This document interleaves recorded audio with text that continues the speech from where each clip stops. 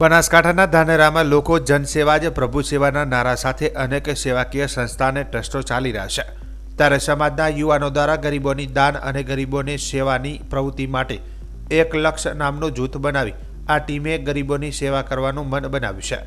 આજે ધાનેરા સરકારી હોસ્પિટલ ખાતે તેમજ રામચંદ્ર સ્વરાજ હોસ્પિટલ ખાતે દાખલ થયેલ તમામ દર્દીઓને ફ્રૂટનું વિતરણ કરવામાં આવ્યું હતું। આ પ્રસંગે સફરજન, ચીકુ, મોસંબી અને બિસ્કિટ દર્દીઓને આપી સેવાનો લાભ લીધો હતો।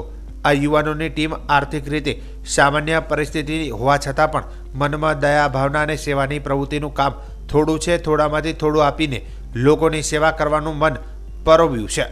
આ પ્રસંગે ટીમના હિંમતભાઈ સોલંકી, મહેન્દ્રભાઈ ભેટોર, કૃણાલભાઈ ગલચર તેમજ ટીમના તમામ સભ્યો હાજર રહ્યા હતા।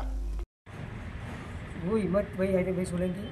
આજે અમે સર્વ એક લક્ષ ટીમ દ્વારા ફ્રૂટનું વિતરણ કરવામાં આવ્યું, જેમાં સરકારી હોસ્પિટલ રામચંદ્ર સર્વાજ હોસ્પિટલમાં એનો એક સેવાનો અમને મોકો મળ્યો છે અને અમારી રીતે જે આશરે 10 થી 15 કિલો જેટલું ફ્રૂટનું વિતરણ કરવામાં દર્દીઓને આપવામાં આવ્યું છે।